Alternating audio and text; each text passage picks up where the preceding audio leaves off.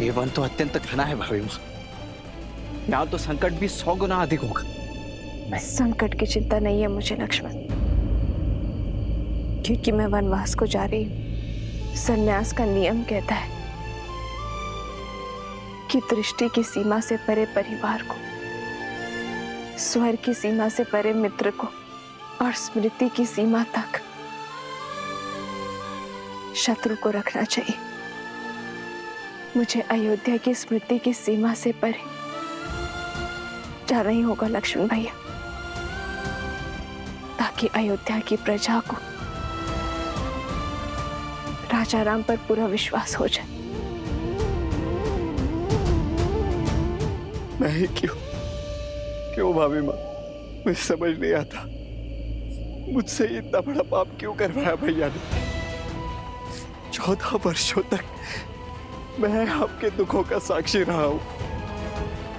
एक राजा रानी को असहाय होकर वन वन भटकते वनवासियों का जीवन जीते देखा है मैंने, भांति भांति के कष्टों को सहते देखा है। उन्हीं कष्टों की अग्नि में आपको पुनः झोंकने का कार्य मुझे ही क्यों दिया गया।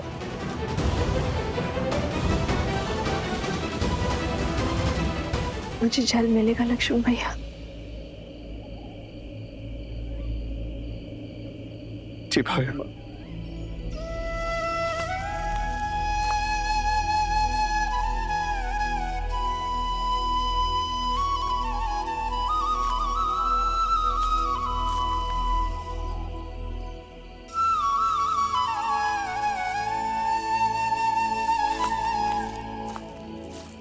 लीजिए भाई।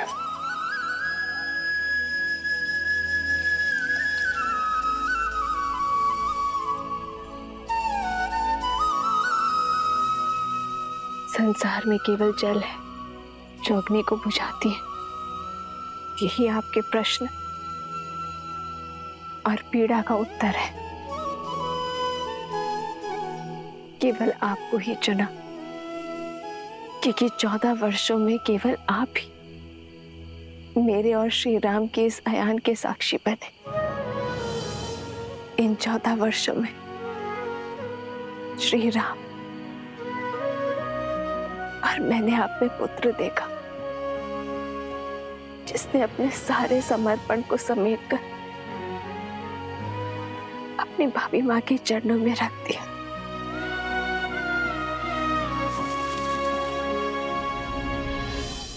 तुम्हारा उसी पुत्र को इतना कष्ट, क्योंकि वनवास बीत गया है लक्ष्मण।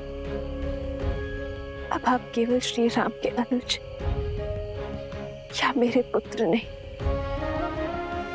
अयोध्या के सेनापति भी हैं। और सेनापति का समर्पण अपनी मां या भाभी के चरणों में नहीं, अयोध्या के चरणों में होना चाहिए। और आपके मुंह से मुक्ति आवश्यक थी।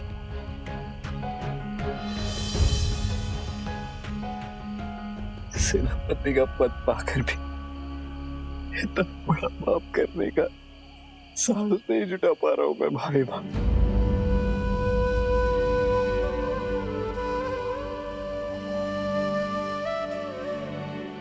अपनी सोच में कर्तव्य लाओ, भुजाओं में बल और कर्म में साहस स्वयं आ जाएगा। राजा की आज्ञा का पालन करना आपका धर्म है, और मेरी भी यही इच्छा और आज्ञा भी है। स्मरण रखिएगा भैया, मैं रहूं या ना रहूं, मेरा आशीर्वाद सदा आपके साथ रहेगा।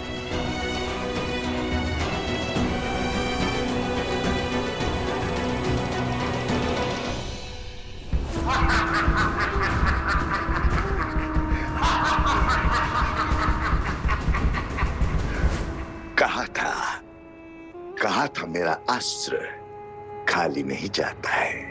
वैसा ही हुआ। जो महान दशानंद रावण न कर पाया वो महत्व लिया सहस्त्रमुख रावण ने कर दिया। राम श्री राम को अपने पाश में फंसा दिया। मेरे कारण राम ने सीता को त्याग दिया, अपने पति को ललकारा।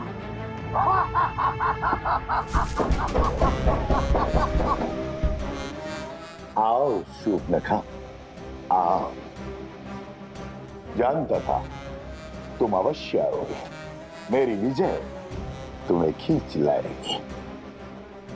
आओ, इस उत्सव का आनंद लो। आज पहली बार राम के विरुद्ध इस युद्ध में हमें विजय मिली है। उत्सव मनाओ। समय से पूर्व उत्सव नहीं मनाया करते हैं भैया। तुमने केवल एक मोर्चा जीता है, युद्ध नहीं। अभी विजय का केवल एक पड़ाव पार हुआ है, वो राम है। वो पीड़ा का सागर पार करने वालों में से है, उसमें डूब जाने वालों में से नहीं है।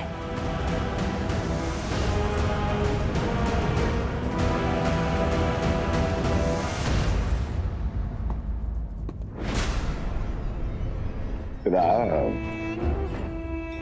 तुम्हें क्या लगता है प्रिय बहन, सहस्त्रमुख रावण ये नहीं जानता।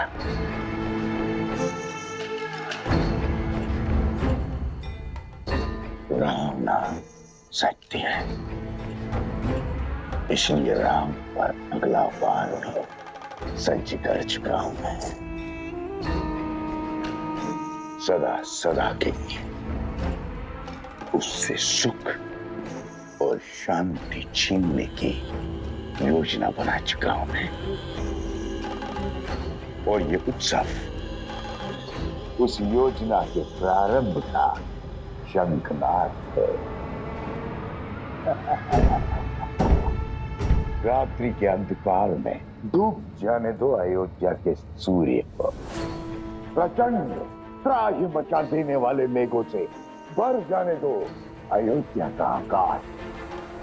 मनाने दो मुझे राम की हार का त्योहार, क्योंकि कल ये युद्ध खड़ा होगा अयोध्या के हर घर के द्वार।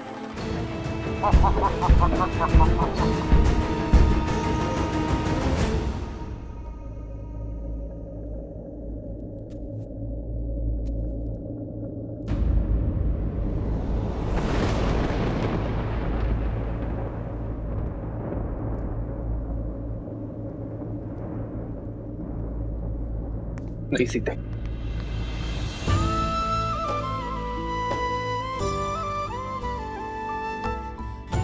कर्तव्य के लिए प्रेम का त्याग। मैं विवाह में दिए वचनों का खंडन नहीं कर सकता। जीवन की तीनों अवस्थाओं में तुम्हारे पालन का वचन देकर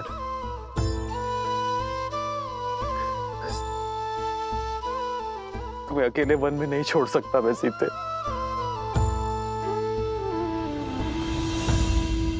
आपके दिए वचनों पर विश्वास करके ही तो अशोक वाटिका की यातना, विरह की असहनीय पीड़ा को धीरज के साथ सहा था मैंने। और अब वन में भी आपके दिए वचन के संबल पर जीऊंगी। और आप जीएंगे उस वचन के आधार पर जो राजा राम ने अयोध्या को दिया है। कुटुंब को संस्कार और धर्म की धारा देने का वचन। समाज में फैली मलिनता, कुविचार और लोक अपवाद से अयोध्या के कल को बचाने का वचन।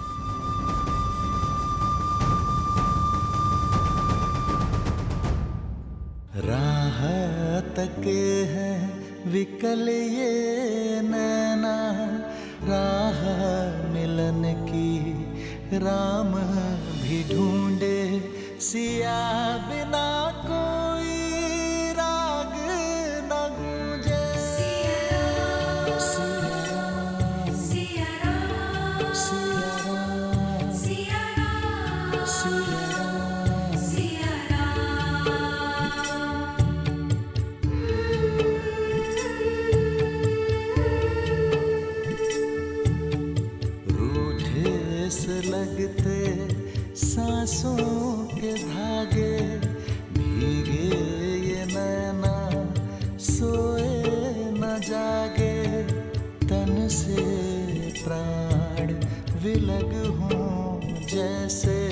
सिया से राम अलग हो कैसे।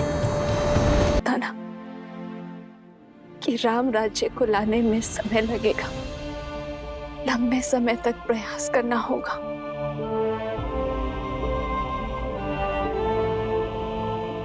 किंतु हमारी संतान तो शीघ्र ही इस जीवन में आ जाएगा। यदि इस पर भी दूषित होने का लांछन लगा तो, लोक अपवाद की छाया पड़ी तो क्या हमारे पूर्वज हमें क्षमा कर पाएंगे? आर्य, क्या इस अपराध के लिए आप स्वयं को क्षमा कर पाएंगे? आर्य,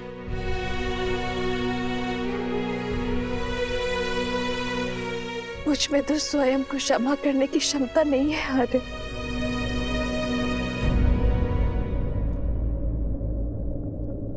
ठीक कहा सीते तुमने।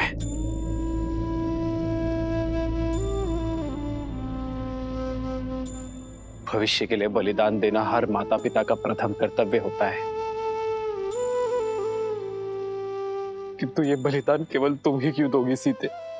किसने कहा आर्य कि ये बलिदान का दंश केवल मैं भोगूंगी? जितनी अधूरी वन में श्री राम की सीता होगी, उतने ही अधूरे अयोध्या में सीता के श्री राम होंगे। ये यज्ञ है आर्य, जिसमें हम दोनों वेदी के दोनों ओर बैठे कर्तव्य कर्म की आहुति देंगे।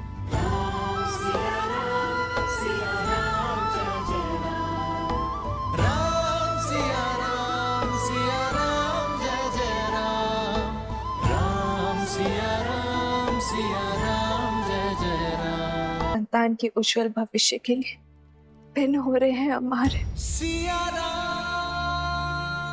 आप अपनी प्रजा को शिक्षा देना, मैं हमारी संतान को संस्कार दूंगी।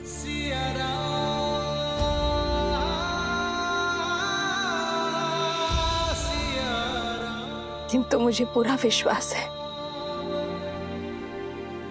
हमारी नीति शुभ है, इसलिए नियति हमारा मिलन पुनः अवश्य करवाएगी।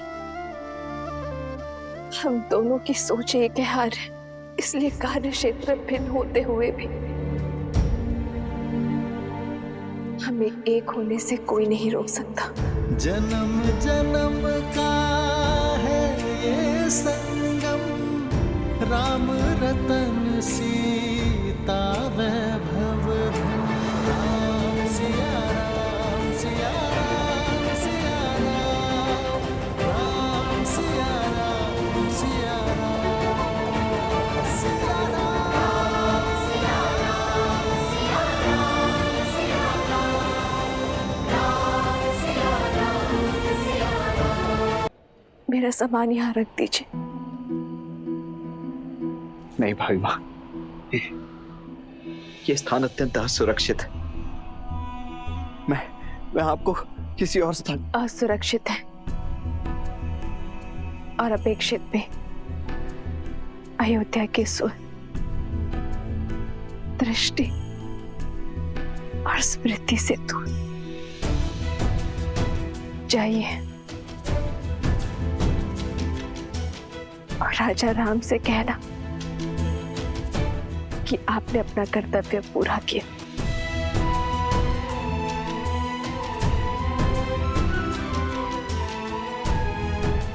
जो आ गया भाभी माँ।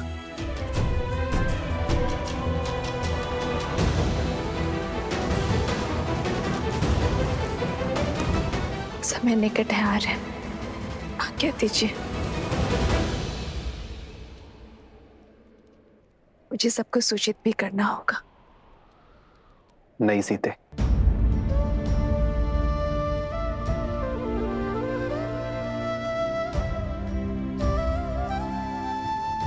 मेरी वामांग होने के कारण इस यज्ञ में आहुति तुम दे रही हो, किंतु सर्वप्रथम इस अग्नि में मैं तपूंगा। वचन दो कि इस निर्णय में तुम मेरा साथ दोगी। वचन तो सीते कि संसार इस वनवास का सत्य कभी नहीं जानेगा। ये नहीं जानेगा कि इस बार वनवास में जाने का निर्णय तुम्हारा था। संसार के सामने तुम्हारा त्याग मैं करूंगा। अपनी सीता का त्याग ये राम करेगा।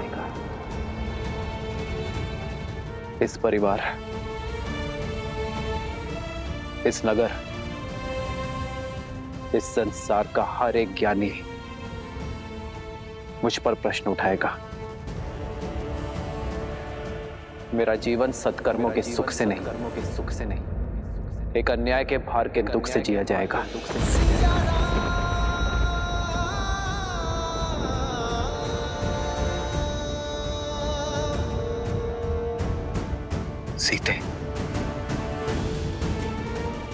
सीते, आज से एक क्षण के लिए भी मुझे प्रसन्नता का आभास नहीं होगा। सीते, यही मेरा प्रायश्चित होगा। बस इस प्रायश्चित की अनुमति देकर जाना मुझे।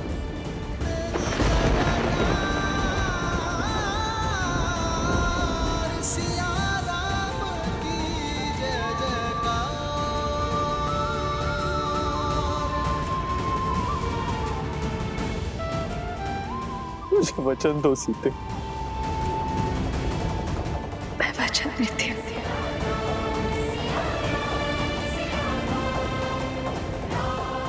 मैं किसी को सत्य नहीं बताऊंगी,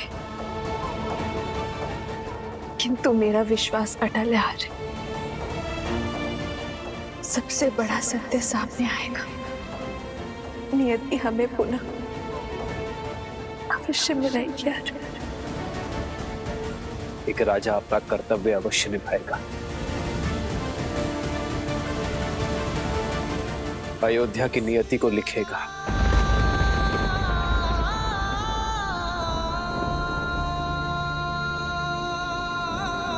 पर राम नियति के अगले लेख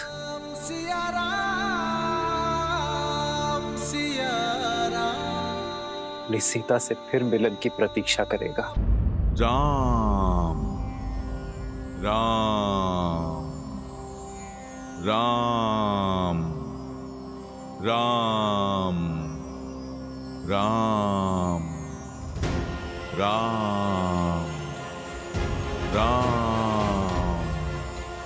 राम राम। महादेव, आपके आराध्य और मेरे प्रभु श्री राम को इस संकट से निकलने का मार्ग दें। भले ही आप मेरे सारे पुण्य ले लें, मेरी सारी शक्ति सिद्धि सब लौटा लें। हर वरदान वो जो मैंने पाए हैं आप मुझसे ले लें। बस महादेव, मेरे प्रभु को आप उनकी पीड़ा से ताड़ दें।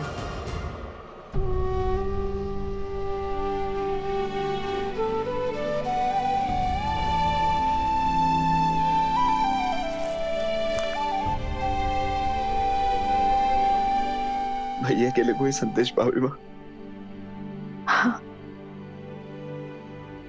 उनसे कहना कि सीता को गर्व है अपने जन्म पर और अपने सौभाग्य पर। कहना कि उनकी सीता मृत्यु के अंत तक केवल यही प्रार्थना करेगी कि प्रत्येक जीवन में केवल वही मेरे पति हो। और इस बार हमारे सौभाग्य में वियोग का कोई दंश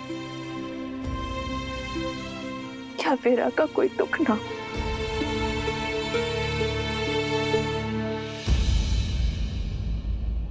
और मैं प्रार्थना करूंगा भाभी माँ कि इसके पश्चात प्रत्येक जन्म में मैं आपका देवर बनकर नहीं, अभी तो आपका पुत्र बनकर जन्म लूं, ताकि किसी राजा, किसी प्रजा का कोई बंधन मुझे अपनी माता से दूर ना कर सके।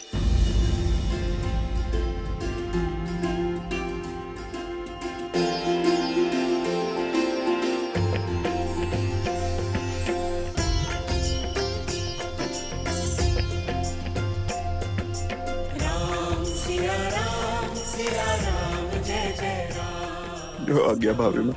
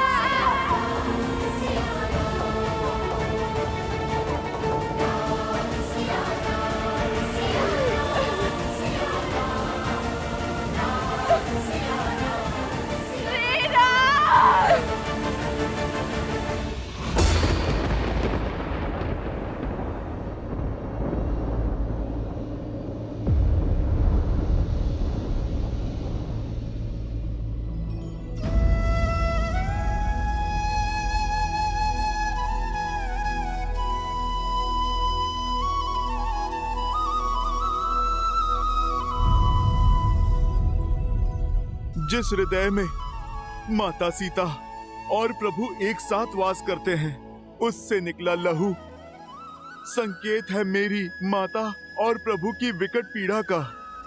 मेरे प्रभु श्री राम दुख में हैं।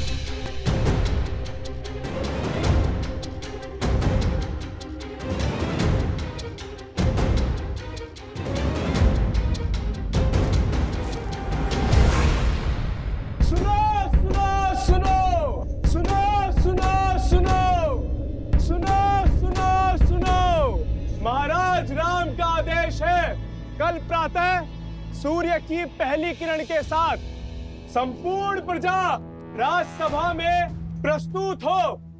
घोषणा महत्वपूर्ण है, इसलिए सभी समय से उपस्थित हो।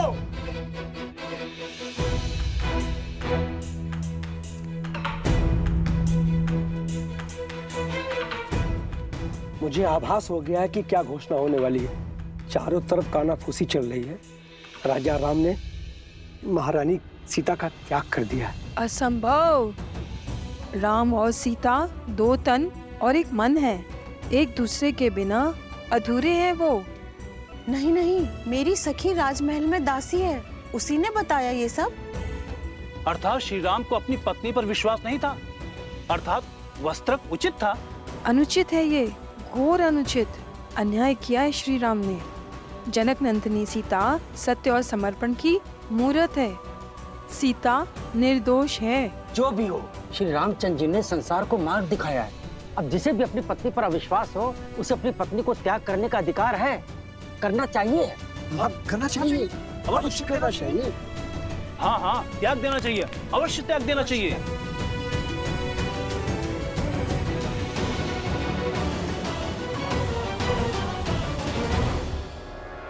प्रजा की बात सुनकर मैं प्रभु पर संदेह नहीं कर सकता। ये सत्य मुझे स्वयं ही जानना होगा। मेरे प्रभु मेरी माता का त्याग नहीं कर सकते,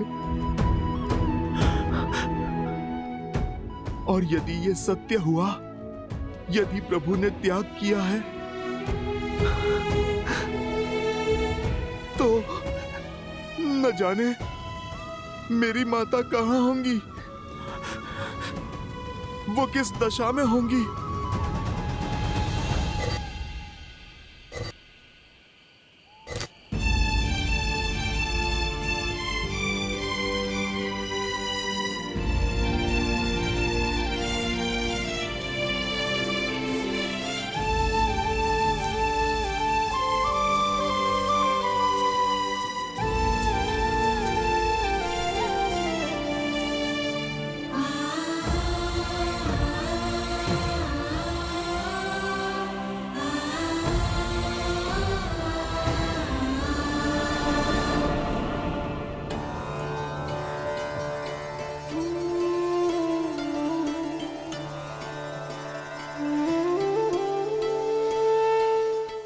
शैया पर नीम के कड़वे पत्ते क्यों दीदी?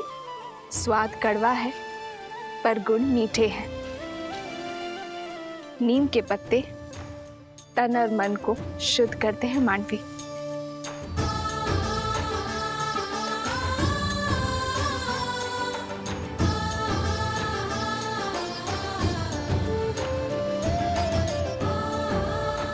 और ये ब्राह्मी का पत्ता मन की शांति के लिए।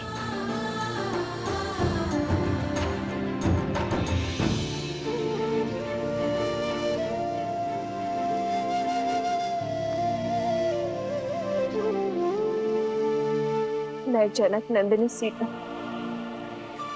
अश्विन कुमारों से आह्वान करती हूँ, यदि मैंने पतिव्रता धर्म निभाया है, यदि मेरा समर्पण सच्चा है, तो मेरी पत्नी की शैया उन्हें गहन निंद्रा, पूर्ण स्वस्थ और ऊर्जा से भरी भोर प्रदान कर।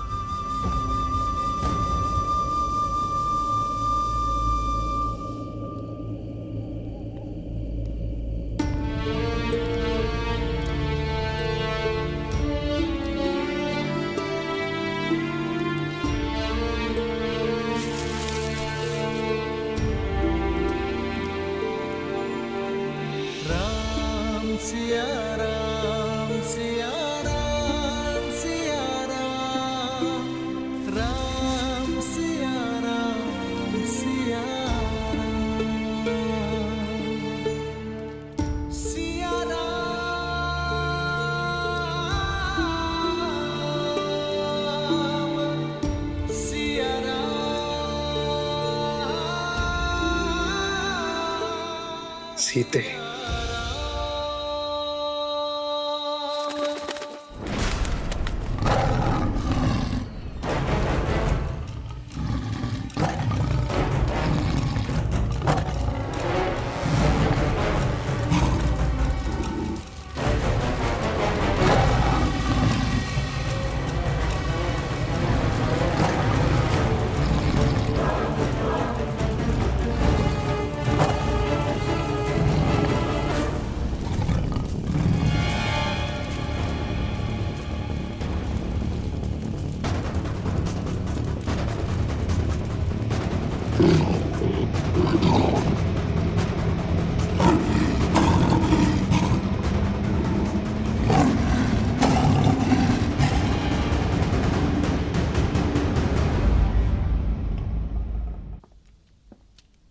भरत भैया,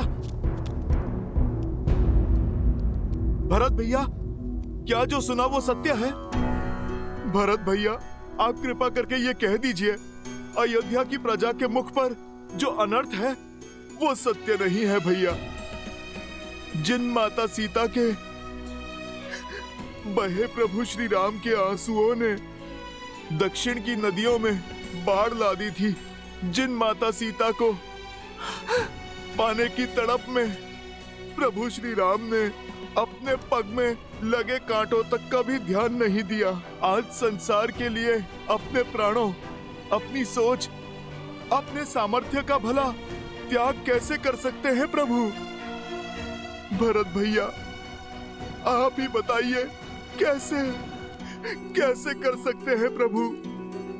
जिन माता सीता ने अपनी राम भक्ति से शोक वाटिका को अशोक वाटिका बनाया, त्रिजटा और महाराज विभीषण जैसे राक्षसों को धर्म से अवगत कराया, जिन माता सीता को 10 लोक जीतने वाला दशानन रावण अपनी पूरी शक्ति लगाकर भी तनिक भी क्षति नहीं पहुंचा पाया, जिन माता सीता ने अग्नि परीक्षा देकर अपनी शुद्धता प्रमाण की, कैसे भरत भैया, किस अपवित्रता के आधार पर प्रभु ने त्याग कर दिया माता सीता का? कैसे?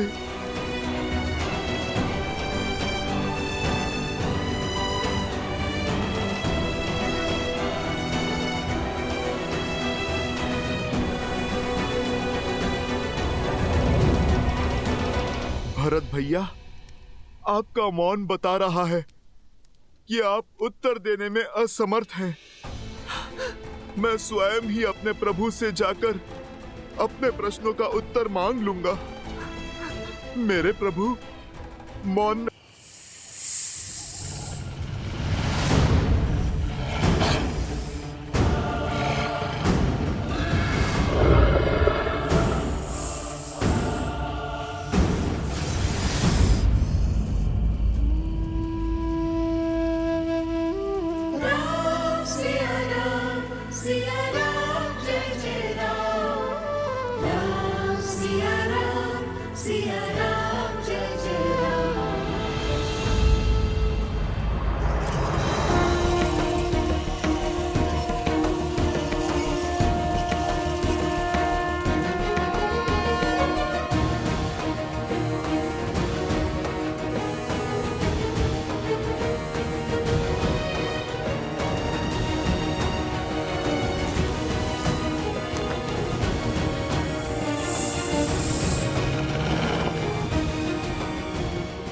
एक समय लक्ष्मण भैया ने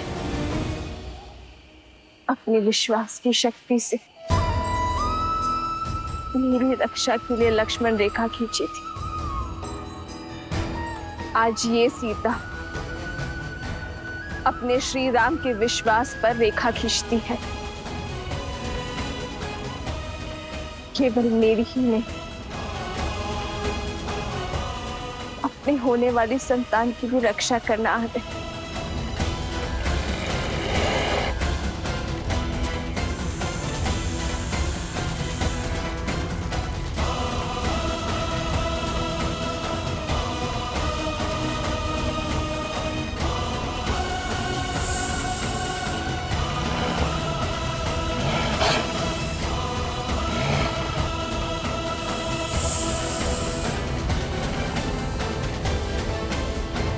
श्री राम, श्री राम,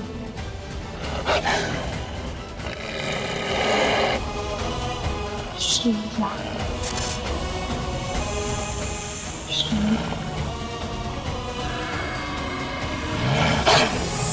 श्री राम।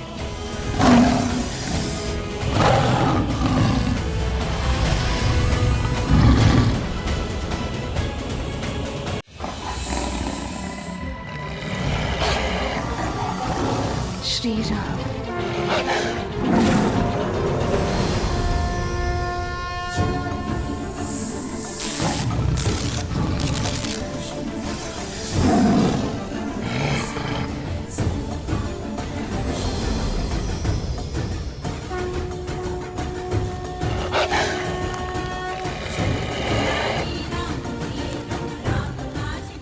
एक बार दान देने के लिए मर्यादा की रेखा पार की थी मैंने। नियति ने खेल ही ऐसा खेला था, पर मेरे पति, मेरे श्री राम ने मुझे ज्ञान दिया था कि शुभ कार्य के लिए भी धर्म की मर्यादा नहीं तोड़ी जाती।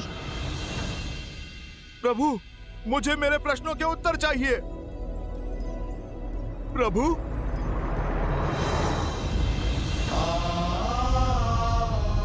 हनुमान,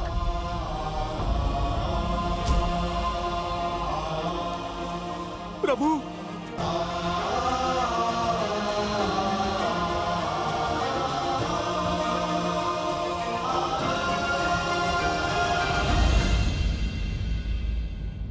प्रभु, ऐसा नहीं है कि आपको मां सीता की पीड़ा का अनुमान ना हो।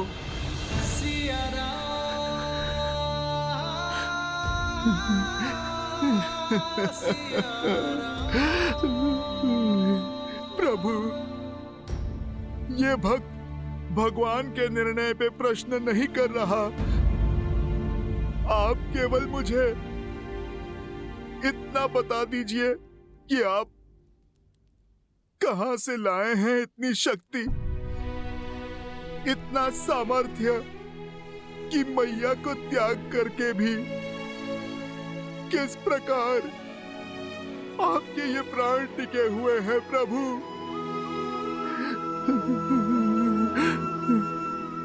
और अगर अयोध्या में अपनी मैया के ना होते हुए ये पुत्र अभी तक कैसे जीवित है प्रभु?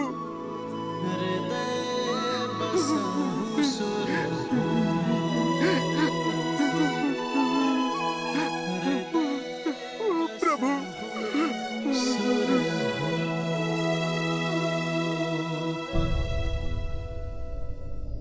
हम दोनों में ये शक्ति समाई है हनुमान, क्योंकि हम दोनों अपना कर्तव्य जानते हैं